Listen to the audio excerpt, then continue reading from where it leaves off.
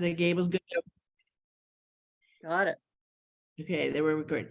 And I want to welcome all of you. We've got some non-members, we've got board members, and we've got the wonderful Meg Daly, who's going to give us an amazing presentation of the Underline. And before I move on to the moderator, I want to give a few details about the format. When it comes to the time we're going to ask questions, which will start around 6 o'clock, everybody is going to be on mute. So I'd like everybody that's online now to mute your microphones except for Debbie and me and Meg. That way we won't have any background noise. So Myra, can you mute? There you go. How about the I think whiners? that's everybody. Okay, thank you very much. Okay, Meg's presentation is going to be about 25 minutes. And after that, we will start the Q&A, which will run until 6:30, and we'll close the program at 6:30. And now, importantly, if you want to ask a question, you can go to, at the bottom of your screen, you can go to reactions, and it'll pop up to raise a hand. So if you can do it now, or you can do it when we start the Q&A, and I'll be calling on each person, and I'll ask you to unmute, and then I'll remind you to mute again after you finish asking the question. All right, I think that's it as far as some housekeeping and details of the program. And now I'd like to introduce. What there's just one more thing I'd like to.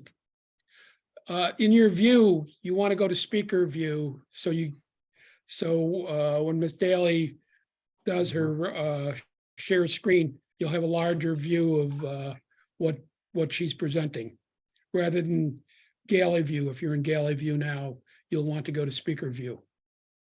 All right, Okay. that's all I wanted to Okay, great. alert people. Thank you, Tom. Tom is our host, by the way, Tom Snook, so we thank him.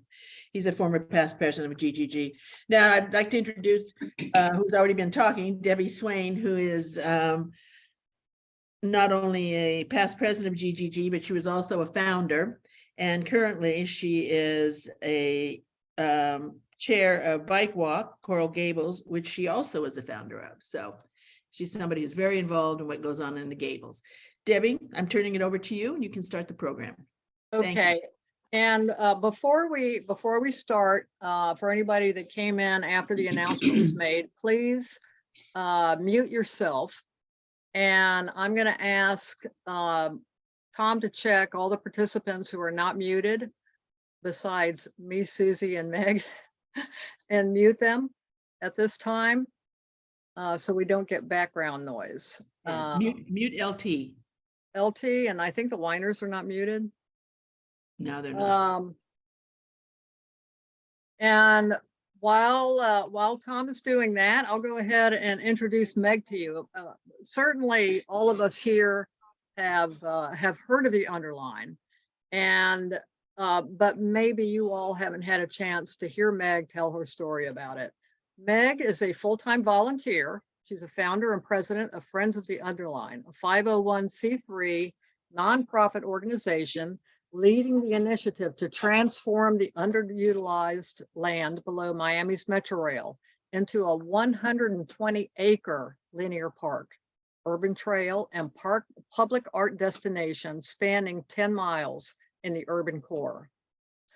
A 30-year sales and marketing veteran, Meg owned First Media Direct, a target marketing company serving the broadcast television industry. She held executive marketing and management positions in public relations, advertising, technology, and real estate industries. Meg has a BA in English from Vanderbilt University and has served on numerous philanthropic boards. Meg also serves as chair of the Underline Conservancy, also a 501c3 nonprofit organization that's responsible for the maintenance, management, and programming of the Underline as a world-class trail and park facility. She's also a member of the Citizens Independent Transportation Trust, which is the CITT, the Orange Bowl Committee, International Women's Forum, MRED+U, Master of Real Estate Development and Urbanism, and Advisory Board and Heat Help.Cure Advisory Council. So without any further ado, I turn it over to Meg. She's going to share her screen and speak and give us a wonderful presentation. So thank you all. Thank you, Meg, for coming here, and appreciate it. Thank you for having me, Debbie. I always love spending time with you. Thank you. And John, you know, we've collaborated so much over the years with Bike Walk Coral Gables and the Friends of the Underline and the other trail projects in the county. I think you guys can tell from my bio, I have like a marketing background. I have really no experience in doing what I'm doing, which makes every day very fun because it's a new adventure. But why don't I just sort of take you through our journey? And for those of you who haven't, just tell me when you can see my screen. Let's see, sure. Yes. You can see it? Yeah? Yep. Okay, Perfect. great. So I'll start from the beginning. And since you all are on mute, I'm just going to sort of throw some questions out and think about how you want to answer them later. One, have you been to the Underline yet? We've been open. We have our second birthday this month. We will have been open for 2 years. This project started almost a decade ago. And Debbie and John, sorry, you know the story about me breaking both of my arms in a bike accident, which got me in the situation of walking below Metro Rail, like you see here in the Coconut Grove area, to get to physical therapy. And there was just something about slowing down and walking rather than driving alongside US 1 that made me think, why aren't we turning all of this land below Metro Rail into a great opportunity for park, for trail, and for community? This actually looks a little bit like this still today. This is by the Daily Bread. For those of you who've ridden the Empath over the past many years, you know the challenges of riding on the Empath, crossing the streets, and we really have a bold vision to transform this whole area edge to edge. It's county-owned land. Miami-Dade County is our partner. We're a 501c3 nonprofit. And we've worked really hard to sort of figure out, why are we doing this? What is the point?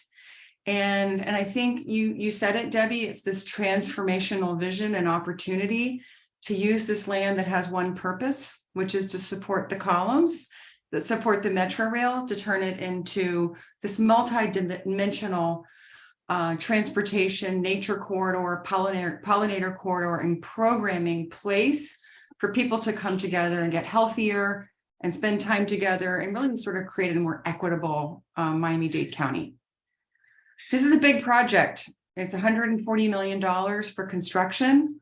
All of the construction dollars are in place. I know you're probably going to have some questions about that. But we're built on these key drivers of big projects should solve big problems, not just one, problems. Safety, mobility, resiliency, sort of inclusivity and access for everyone.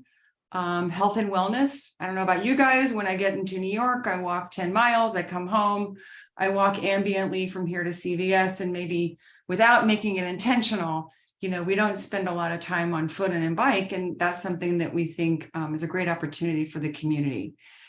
And then, you know, connectivity. How do we bring all of these municipalities together with this spine of a project that connects the Ludlam Trail on the south, the Commodore Trail, and the Grove? If you're not familiar with those, you can ask me about that in Q&A, or Debbie, who's very familiar with these initiatives, the Miami River, and this big project potentially on Key Biscayne. And looking at our county, which is the size of a couple of states, as really a connected network of walking and biking, connecting to transportation. Also cars, right? So cars are part of that. 3 phases. The first half mile is now open. Phase 2 is a 2.25 mile long from Coral Way to North Grove, is under construction. I want to add that that's also being done in conjunction with FPL undergrounding their high power transmission lines in the city of Miami. And then the last 7 miles include segments in Miami, Coral Gables, South Miami, and unincorporated Dade. So it's 10 miles, 8 transit stations, 3 cities, 1 line. So if you come to the Underline, if you haven't been there, this is what you'll see. We have so many community events. We program 2 out of every 3 days. I have to tell you, we've really exceeded our expectations on the number of people who visit. We have a counter, so if you come and visit, it'll count you anonymously. 1.5 million visitors annually. We're always open. We never close, so it's open 24 hours a day. 20,000 dog bags are used a year. 60% of our guests have a dog. When someone picks up after their dog, we believe in positive reinforcement, so we clap for them because we have to train our visitors to pick up after their beautiful dogs. The project is fully Wi-Fi. The whole 10 miles will have Wi-Fi, which is a great story for connectivity throughout the county, where 30% of our households still don't have broadband access. The budget now is $2 million a year. When done for the 10 miles, it will be $10 million, or roughly $1 million a year to program and operate and maintain. We have 4 artworks. We just introduced a new one, which I'll talk about. We're really excited about. This is Family Day. The last Family Day we had, this is in our gym where we have basketball and soccer. We had 350 people with 6 free art classes. These kids play with their Lego blocks. We have a volunteer storyteller. We gave away free books, and we had a program with Miami-Dade County Library. So when you visit the Underline, this is what you'll see. On the top left, this is where we connect to the Miami River Greenway and the Miami River. This is one of a few connections to water. We have another one in Coral Gables, across the Coral Gables Canal. That's the gym in the middle top, which you just saw, full of kids playing with Lego blocks. That is the only place that closes at night. It closes at 10, because we opened during COVID, and we haven't, sort of figured out what our closing hours will be now that we seem to be a fully open county. Far right is where we have this transit hub connecting to Brickell Metro Rail, Metro Mover, Miami Trolley, as well as Metro Bus. Bottom left, the same area on the opposite side of the Underline, we have these art-inspired ping pong tables where people bring their own paddles and play. Bottom center is called the Oolite Room, because the dominant visible feature is oolite, which is what our county is built on. It's the Rock Ridge. So Flagler dynamited it, left these beautiful monumental rocks behind, and this will be one of the features for seating along the whole 10 miles. As you see in the bottom right, those benches were not there before. So the first half mile has 30,000 native plants and trees. These sort of monumental seating. One of the standards of the project, which was created during the master plan, is always separated biking facilities from pedestrian facilities, and the lighting, which is all LED. So lots of ways to play on the Underline. We've had Miami City Ballet perform. We've had a reggae festival. We had a global music series. So please look out at theunderline.org events for all the things we have coming. So I am not on mute. So if you hear my grandson, I'm not going to apologize for him in the background. He's 10 months old, 11 months old. So they just came in today. So go with me. He's a lot of fun. We have a technology component. We're introducing ways to play and experience the Underline through an app. This is called Dig and Learn. Top right is a snapshot of this new installation that we just had from a local artist named Typo. And it was underwritten by Airbnb and NASDAQ. And it spans a whole city block, 14 unique sculptures. And I'm telling you, when people come through here on scooter, walking, biking, moms with strollers, everybody stops to hang out here because you got a smiley face. So it's also a heavily Instagrammed moment. More of those building blocks you saw in the gym now. We had an entrepreneurship program of high school students bringing their business ideas to the Underline. That gentleman in the far right with the tie, that's Malik. And Malik is now at Howard University. He did not have plans to go to college, but after he launched his business on the Underline, which was to sell snow cones, he realized that he had maybe an ability to run a business. So it's all these stories that just give us so much joy. And it was done in conjunction with Miami-Dade College. And then bottom right, volunteer science teachers created a curriculum where you can scan that QR code and then find out why we have certain plants in place what they do and our stormwater practices in this area. This is Miami's community park. This is a slice of Miami, predominantly Hispanic. Still 35% of the households make less than a living wage or a household income of 65,000, which is considered I can live here. So 33% make less than 55,000 a year. And if you come to the Underline, you'll see the variety and the diversity of the people who visit. Someone said to me once, I'm not sure if it was maybe a good thing or a bad thing. He said, I'm sure everybody on the Underline is drinking a latte. I can tell you people coming here are most drinking cafecitos from the Publix window or from Dunkin' right next to us. So it's really a place for everyone. I love this story because we do intercept studies. 35% of the people said, I'm willing to pick up some trash.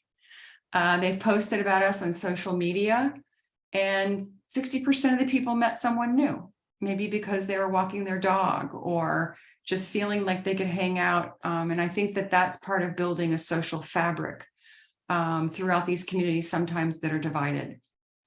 So here's what you don't see, and Debbie and John will remember the days of the public meetings that started with the master plan.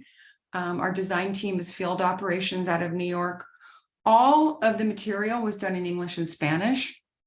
This team did the High Line in New York. And this is a picture of our graffiti board from 8 years ago of everything that people wanted on the Underline at the time. And everything you've seen here is what you see on the Underline today. They wanted separated facilities for walking and biking, all native vegetation. We don't irrigate, we don't fertilize. Someone said they wanted, I think that was Victor Dover, see those little like popsicle trees? He's like, there needs to be a beautiful promenade. And someone wrote below, no, it needs to be organic, like a real hardwood. So people really invested in this moment of telling us what they want. Bike racks, places to play, just all of this stuff, bike shops, repair. We listened, and all the ideas we have on the Underliner from the people who have come to our public meetings. We also had opened up the conversation again with Brickell Backyard, opened up the conversation again with phase 2. What do you want? This picture is actually from the public meetings that we had to start phase 3, which includes the Gables. This was at Coral Gables Museum. And you see all those dots on the screens. That's where people saying the types of amenities they want on the Underline, which I'll get to. We also had a meeting at Vizcaya, and we had a third meeting virtually. So if you see yourself in that picture, thanks for coming. John, maybe I'm looking around. I don't think I see any of you guys. We had about 500, 600 people collectively, as well as 500 surveys completed. And the polling that we got informed really what people want to see. Let me talk briefly about funding, and then I'll tell you what's coming. This was when I think this was November, when phase 3 was awarded to a design build team. And if you look at the snapshot, who everybody came and stood with us, they represent Overtown, Brickell, Coral Gables, South Miami, Little Havana. So I'm looking around. I think there's even someone here from Edgewater. And a woman came on her walker with her, her security dog. They were kids. It was just like, this to me is who we are and the people who stand with us. So we've been fully operational for 2 years. As I mentioned, we're open 24 hours a day. We have 18 hours a day of maintenance service. This was one of those heavy, heavy rain incidents that I think we had in the fall. And you're looking at the middle of a crosswalk, a mid-street crosswalk in phase 1. And there's some tricks we did, which was some very gradual grading. So this actually drained to the street faster than any other area in Brickell, but it did leave debris, behind. This sort of looks like when the water recedes, after a storm incident. We had mattresses, we had garbage cans, diapers, but we have 18-hour maintenance. So we were the first park to open in the area, so people didn't have to stay locked up in their condos. We also have a robust plan for introducing technology. including a linear lab to use the Underline as a testing site for climate tech, as well as, ways to implement these pilots and maybe look at them as ways to improve the operations and maintenance of other public parks. So construction is never pretty. And in phase 2, we are under construction. I mentioned it's in conjunction with FPL. And what we have coming is our first playground. You can't see the playground equipment upper right, but that's the bike path that goes around it. We have areas it's nature inspired. It's right next to Simpson Park. So it's meant to sort of complement the hardwood hammock in Simpson Park. We have our first bioswale, which is stormwater collection using plants and rocks, basically to slow down the speed so things percolate into the aquifer instead of backing up into the streets. And at Vizcaya, we're redoing that entire plaza, areas for farmers markets, food trucks, yoga classes, all the things that you want to see and do on the Underline. So let me see, let's talk about planning for phase 3. So remember that girl who was putting the sticker on that big board? We also had charrette areas and we did surveys. And when we did the Underline master plan, pickleball was not a thing. Well, in case you guys didn't know, it's a thing. And everybody wants pickleball facilities. So we're looking at a way to bring in a complex of pickleball courts. When we did the master plan back in 2014-15, we had proposed a skate park. Nobody wanted a skate park, but everybody wants a skate park now. So there's a way to do it so it's neighborhood appropriate. We're looking at the area near Douglas Station, which connects to a pedestrian bridge into Coconut Grove West Village, which is now Little Bahamas. So it's that connectivity to the neighborhood around. And then the other area thing that was really in big demand were more of those flex courts for basketball and soccer. So for those of you who want a kayak drop, we had lots of people who came out and wanted a kayak drop. It's actually a Miami-Dade County Parks project next to the Underline. So we're trying to accelerate that so we don't have the kayak drop come in later after we've completed construction. Art was still in big demand, and no, we don't have a typo. We had equal numbers of number 5, which was light art and butterflies, but you can see naturalized spaces are very high on the list. What do you want to do there? You want art and culture programming, you want food and beverage, you want more health and fitness.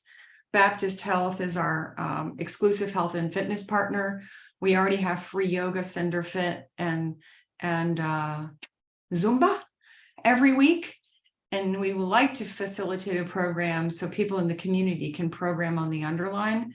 It'll take some technology to be able to do it in a way that's not manual, probably unmanageable.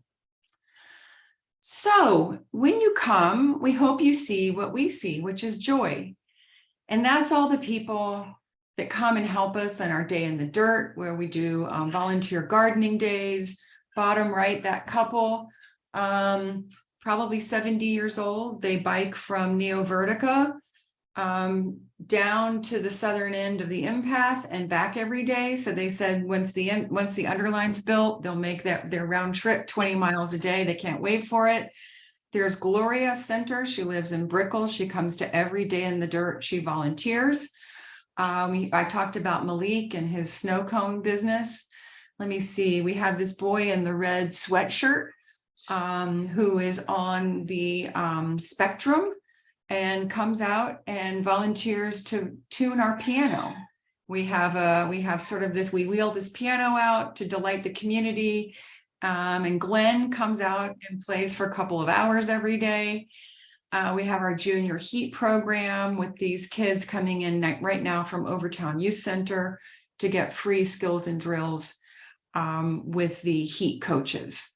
So there's lots to do. And then I want to tell you about this artist whose picture is right here.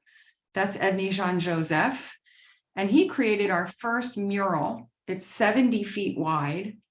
And it's the story of the Bahamians who were brought here to build Flagler's Rail.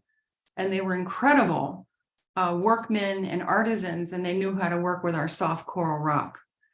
It's right next to Southside Elementary. And so Edney wanted to tell the story of those Bahamians who came here to work here and then lived in a cave. This is told through the eye of Plato's allegory of the cave.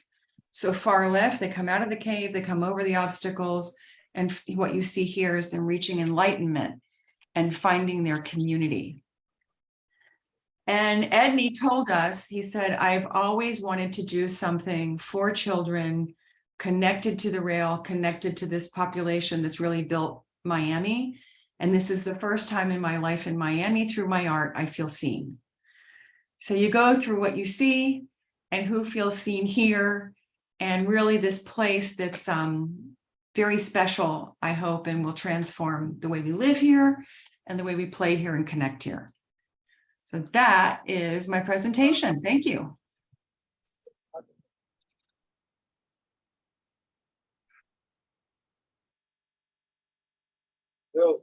Yo, buddy.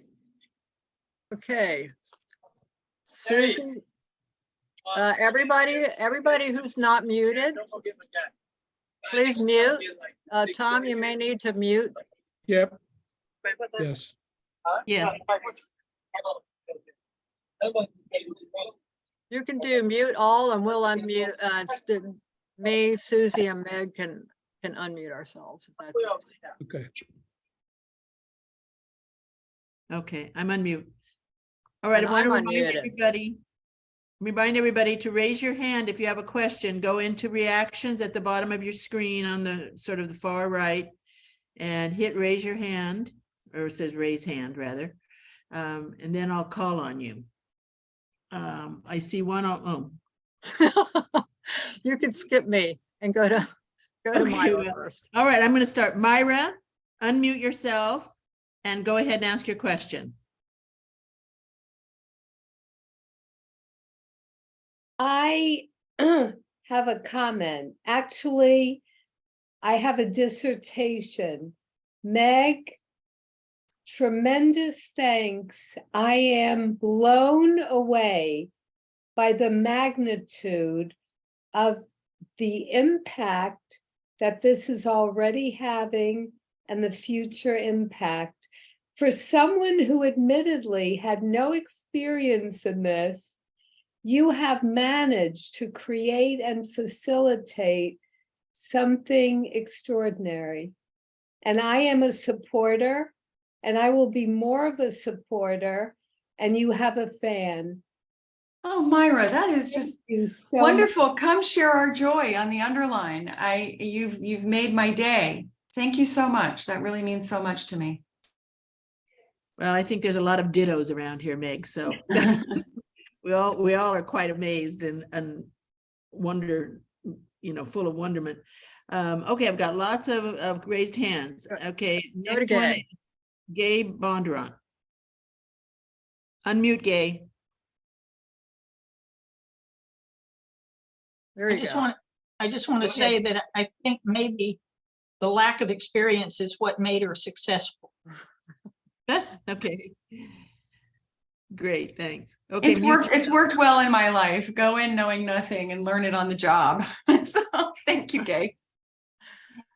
Okay, any more raised hands? Debbie's next. Okay, I actually have several questions, and I'll just keep asking questions till somebody else raises their hands. We have somebody that doesn't have a microphone. If you have a question, go ahead and put it in the chat and we will get to you. My first question, Meg, could you talk about the intersections? I know that as a heavy user of empath for many years, the biggest challenge, and also taking people on tours under the Metro Rail, that the intersections have been a huge issue. Yeah, and I'm really glad. I was about to jump in. It's not reflected in those studies that show the amenities that people want, because that's what our public meetings were about. The community came out once again with safety as their first priority. And to me, like, safety's now become not just crossing the street, but making sure you feel safe when you're on the Underline, which is why the unarmed security has been it's a necessary investment, I think it's until we get into those quieter areas. So through the master plan, and Debbie, I don't remember if you were part of that task force. We did that Think Bike event with the Dutch Cycling Embassy.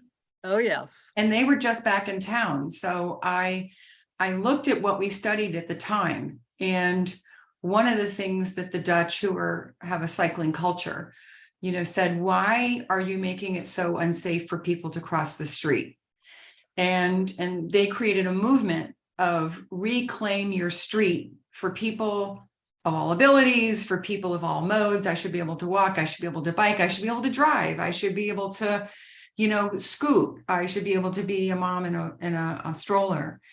And so our plan at the time, which is we're continuing to implement, is the width, the combined width of the bicycle facility and the walking facility is 18 feet plus buffer.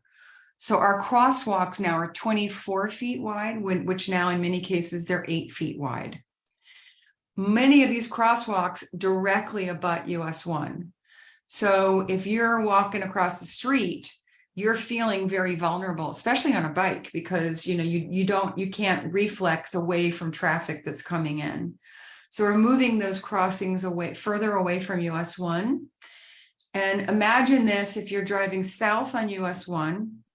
So let's say you approach Southwest 22nd or 27th. You can turn right on red. You can turn right all the time. So one of our first pilots was to see what it felt like for people driving to have a hard red on the right turn at Bird Road. And that was something we did. I don't know if you remember, Debbie, something like 7 years ago. It was a push button contract. And it was like, oh, I can stop and wait for the light to turn green again. So we'll be instituting a number of no right hand turn on red up and down US 1 southbound. The other thing, and this is in our master plan, and one of the things that was great about this public meeting was people really supported no traffic movement at all on US 1 until pedestrians and cyclists can get into the crossing. So for example, and I've witnessed it, someone's on a walker, they're going to move a lot more slowly than someone who's hale and hearty and might even be able to get across this crosswalk in 10 seconds. So we're trying to get those eyes on those people crossing with no traffic movement, so you can see them as you're turning right and left. We did do studies for pedestrian bridges at some of the more, and I'm sorry, this is a long answer. It's a complicated one, because solving pedestrian and cyclist safety in a city that was in a county that was built for the car, that was the era, it was the 1950s, right? So I think retrofitting it for all modes is challenging. So those pedestrian bridges each are $7 million. And to make them ADA accessible, which everything we have is ADA accessible, they have to be very long. So it can't be steep and then go right back down again like you're climbing a mountain. So we're trying to solve the problem at grade. And with all of the vocal people who came out at those public meetings, I think it emphasized once again that this is the community's priority, is safety at the crossings. And since the Underline's off-road, we aren't talking about protected, it's already protected. Thanks, Meg. That's great. Wonderful answer. Our next questioner is Brooks Miller. Brooks, could you unmute, please, and ask your question? Good afternoon, Ms. Daly. I am a supporter of your project, but I'm a great critic. And the reason I'm a great critic is right now, the path is unusable, and you've had that ripped up for months so that it can't be used. And many people actually use the path as an actual bike path. You've done a wonderful job making sure that the Brickell area is nice and operable, but 2026 is when we here in the Gables can expect to have an operating empath once again. That's frankly not acceptable. And I don't understand, since this is going on since 2014, why we're looking at 12 years to accomplish something that, with all due respect, once you get past the Brickell area, is really nothing more than a path And I understand you want us to plant the path, but I think that first of all, we need to understand that first and foremost, that is a bike path. And it's not a bike path now. The other objection I've had to what you've been doing is there were large shade producing trees along the path. And your facilities people have ripped all of those up, despite some of them being specimen trees, and replaced them when they can with palm trees. And what I understand and have been told, which I think has been seconded by your office, is that you will put trees back in there that you can source from other places, not that you're getting them new from yards or anything else like that. But you know, these are trees that you're going to get that nobody else can use, which are going to produce no shade. So by the time this is completed in 2016, I can go out there and get sunburnt to drive something that 2 years ago was perfectly workable, where I could take that road down there. Granted, I am happy to hear about the work you're doing on the crossings, which are extremely dangerous, particularly as you noted on drivers turning right. And the whole area around where Bird Road is and south of that is a complete mess anyway. But you've turned what has been something usable into something that's unusable. How do you respond to that? Well, I'll try to unpack it because there was a lot there. Let me start first with the U, which is the you have done. Our partner is Miami-Dade County, which is responsible for the contractor. And we were responsible for the fundraising, and I'm very proud of the work that we've done in assembling $140 million for the project. The issues of lack of access is because I don't want to throw anybody under the bus, but coordinating between Florida Power and Light undergrounding the power lines, which the community came out in huge support for because they didn't want the 100-foot towers along US 1, in conjunction with the construction of the Underline. I believe it in principle because it's the most efficient way to do any, sort of co-collaborate on construction, but it has slowed the process down. The tree removal, we've had numerous public meetings on that, trying to educate, and I think that's probably something that could have been done a lot better on the why. A number of those trees along US 1, some were specimen, they were all not specimen. And I'm surprised that you haven't noticed that a lot of those roots had severe root intrusion on the current empath. And if anybody rides the Old Cutler Trail, you can see what those roots have done to that path. To me, it's unusable. And so the goal is to not plant just palms. So what you see in the palms there were relocated from another area of the project. So they were not cut down. The ones that were healthy were relocated within the project confines, which are from Coral Way to Southwest 19th. We'll be planting 100,000 native plants and trees that are appropriate for the incredible regulatory, I think, restrictions that we have. Can't plant a tree a certain distance from the metro rail, can't have it X distance from the path so the path doesn't get destroyed. And all the plants and trees are native. Live oak, we will not be putting in more, what are they called? Black olive, which tend to be, particularly destructive for the infrastructure. So we're trying to put a lot in there.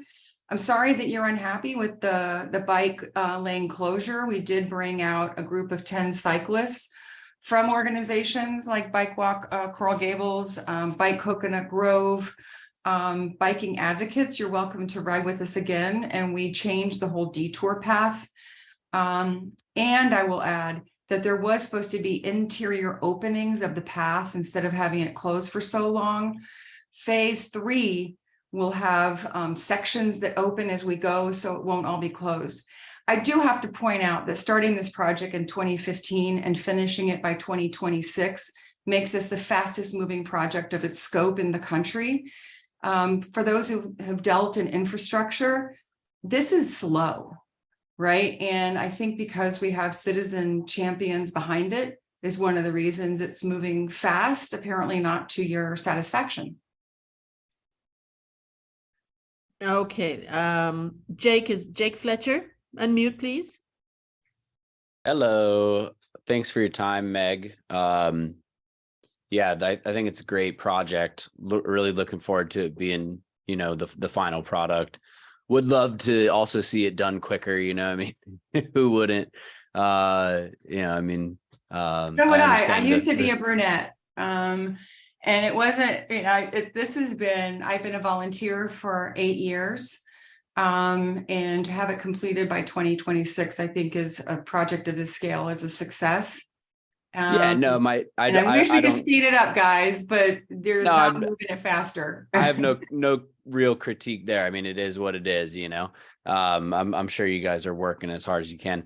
My question is, as far as the budget goes and maintenance into the future, past the foreseeable future, so to speak, like, maybe a decade or more into the future,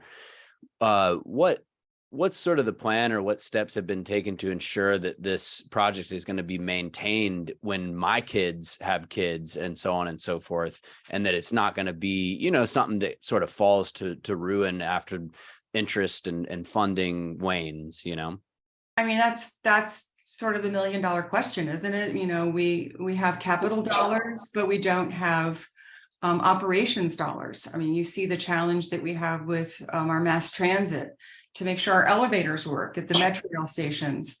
So what we have done is worked very closely with Miami-Dade County for a long-term funding commitment from our organization, which is the Friends organization, which is the nonprofit, where we fund 100% of the programs and the art, and also contribute to ongoing operations and maintenance. And then Miami-Dade County then contributes 70%. So it's a 70-30 split, 70% public, 30% private. We are still working on that. We had a task force in place for a year, to get to that. And one of the things that we studied, which is really, this is sort of like the challenge of industrial reuse projects like ours across the country, is that you have to sort of be very opportunistic about every dollar you try to get.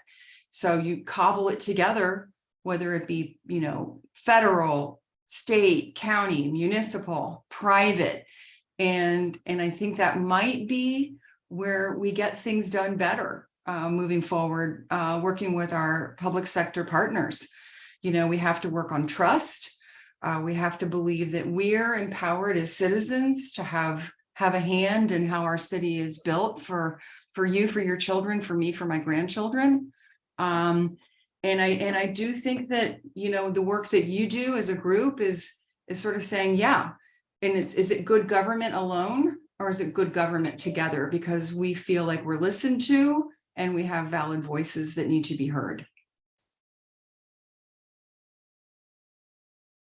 Okay, I'm going to take the next question. We don't have anybody that wants to ask a question. Please go into reactions and click on raise hands.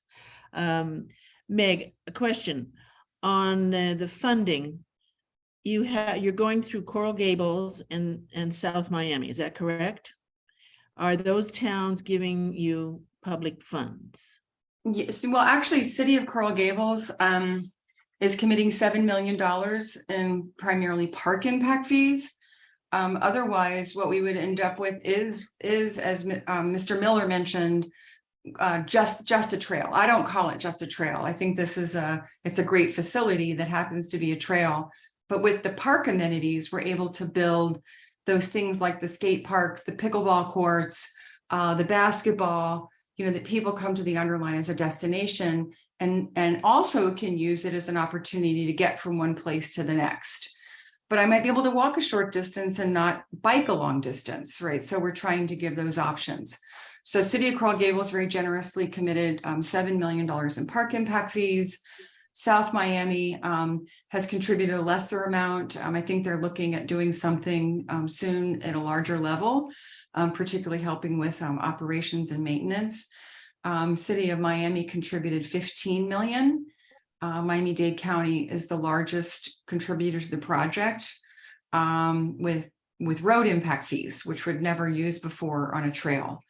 So you had to be really creative to get these things done. So, but yes, Coral Gables has been an amazing partner. Okay, but you at least are having participation by all of the cities that you're going through. Are there any Oh, other yeah. cities going north to Ollie's the metro? really changed since I knew him. No, it's only those World municipalities Vessel. that we go Please through. mute. Archaeology Please crop mute. at you. Quiet. Okay, I'm sorry, go ahead, Meg. I think the question was about other municipalities. No, it's only municipalities that we go through because they can justify the expense in their backyard. Oh, okay. The other thing is the overall estimate for this is around 140 million. Is that correct? Yes, Yeah. How much was used by the first phase? 19 million, no, Mhm. 17 million. And then the second phase is, call it 17 million, because now we're close to 40, and then the balance is 100 million for the 7 remaining miles. Okay, are the 7 remaining miles in phase 3? Yes. Okay, so that nothing has happened there yet, right? Construction will likely start this fall. In May, from those listening sessions, we'll probably have what we call the design reveal, going back to the community. Is this what you were talking about? Is this what you were thinking? In the same format of in-person public meetings. I encourage you all to come. If you don't show up, you can come virtually. If you don't show up virtually, you can fill out a survey. If you don't show up, you don't show up. So we don't know what you're thinking. And then after the reveal, construction would start in the fall. And then we have one more round of public meetings, which is in addition to what we didn't do in phase 2, or the county didn't do in phase 2, which was not come back with a complete landscape plan with every single tree that will be moved, replaced, relocated, or added, as well as every single plant that's coming in. That'll be roughly 400,000 native plants and trees that we're going to show the community how we'll be treating that. Okay, that's great. Okay, Jim Berlin, you're the next. You're The unmuted. question I already. have, Meg, can you hear me? Is you Yes. talk, is this underline meant to be accessible for the local communities? Or is there going to be parking so a person could drive to areas where they wanted to see the entertainment or something? Sure. And actually, we started studying that for phase 3 in particular. Like phase 1 is easy because you're downtown and there's lots of street parking. For those of you who come visit, you can also park at Publix for free if you buy a bottle of water in Mary Brickell Village. All the transit stations have excess capacity. We go through 8 of them. And then we're also looking at and working with the municipalities, in particular along Ponce. The parking department at City Coral Gables has been great, trying to find more ways to have street parking so you can access the things to do on the Underline in Coral Gables. Beautiful, thank you. Sure. Please mute, Jim. Thanks. Anybody else have a question? I have a question, Meg. I did, Susie, Frank had his hand up. I don't know if he's still I there. think he went off. Frank, are you still on? Oh, I am. I'm here. Yeah. Okay. Sorry. Yeah. So I'm so sorry I came late, but thank you so much for the very interesting presentation. And I was actually at the Dutch Bike Embassy event, so I heard that wonderful presentation too. I did want to ask just a quick question. How is this project differ or similar to the Atlanta Beltline project? And then the second thing is, which I just thought of because we were talking about maintenance and funding that. How is that funded? And how is maintenance there funded for that project? And then I guess the last follow-up is, do you see a similar impact to kind of property and engagement from the community, and also maybe even like fostering investment around the Beltline around this project as the Beltline has created in Atlanta? So we're big fans of the Atlanta Beltline. Those are wonderful people leading the initiative. For those of you who don't know what it is, it's a 22-mile biking and pedestrian facility, sort of a semicircle around Atlanta, connecting something like 22 unique communities. There's also a light rail mass transit component, so it's rail with trail. They've been much more successful in raising the funding for the trail than they have the rail. It's $1 billion project. More, the longer you wait and don't get it done, the more it costs. And it has been transformative to Atlanta. The civic pride around the Beltline is pretty unbelievable. The similarities are, I can tell you what they told us not to do. They said, make sure you build for the capacity you're going to have, not for what you have today. And so they said, don't do a shared path, make them separated. And also make sure you build it to the vision and not come back over and over and over again, like add lighting later or add trees later. They have a relationship with their, I think it's Trees Atlanta that plants their trees. They have a problem with maintenance because they have what's called a tax increment financing, which is for the property value increase. And they can see the increase from the property values. They see an increase in taxes. There's the direct relationship. It's only for construction, not for maintenance. So they're grappling with that right now. The differences are, if you add the Underline to the Ludlam Trail to the Miami River Greenway, those 3 projects equal 22 miles, which is the distance of the Atlanta Beltline.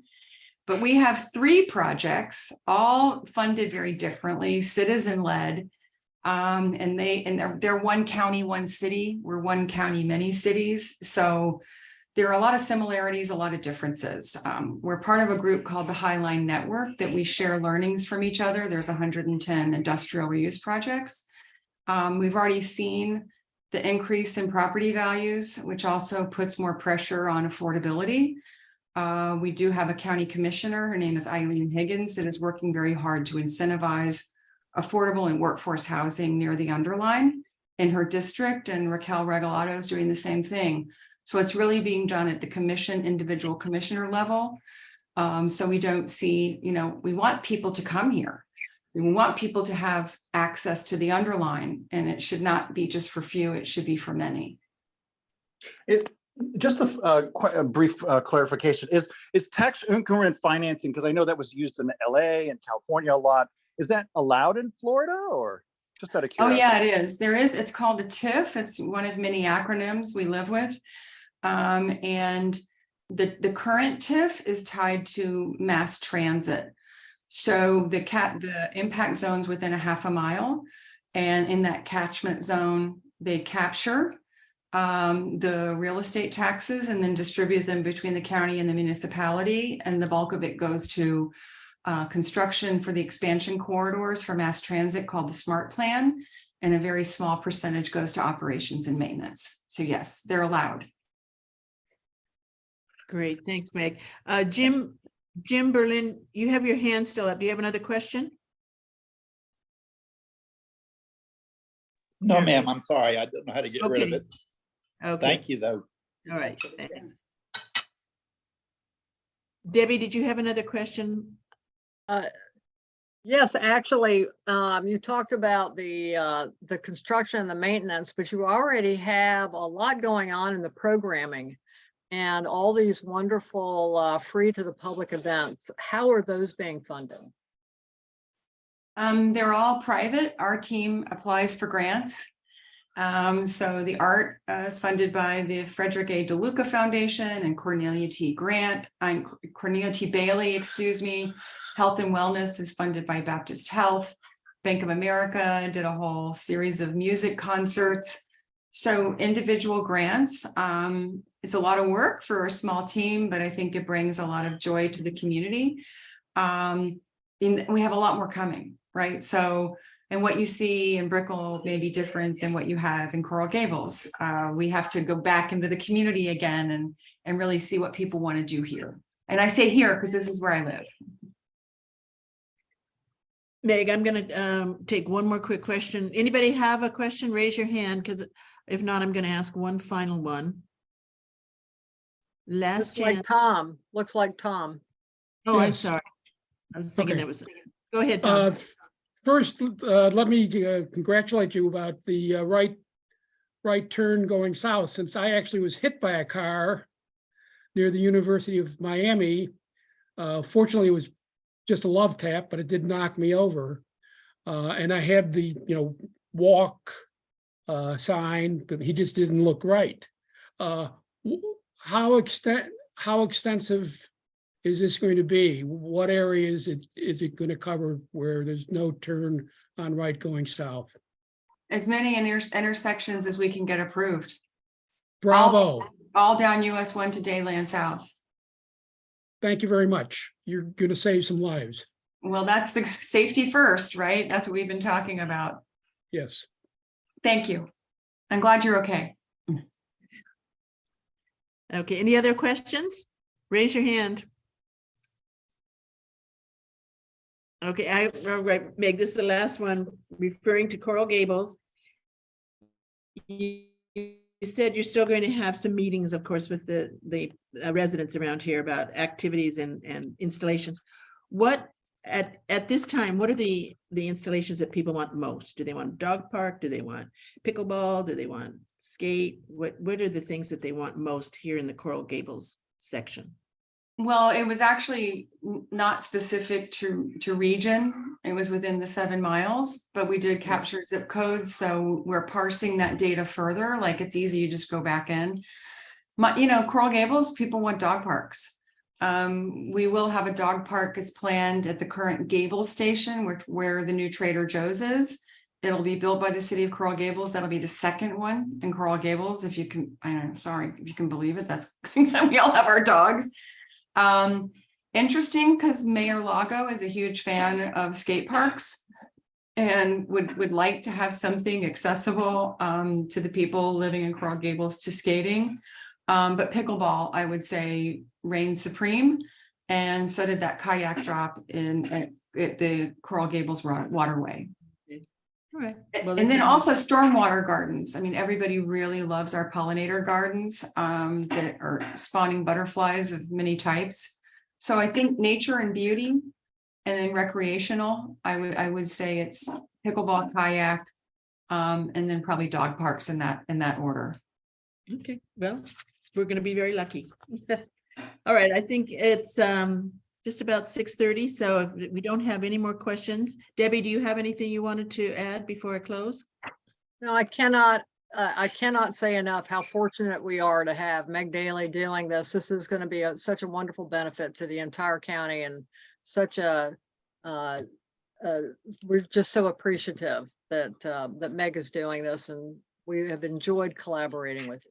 And thank you so much for coming and talking to us. Oh, thank you. My pleasure. And, just come visit, if there's something you're unhappy about, we do try to listen. And I mean, ultimately, I think it's going to be a beautiful, incredible amenity, and construction, it's never fun, but we try to do our best. And hopefully in phase 3, we'll fix some of those things that didn't work well.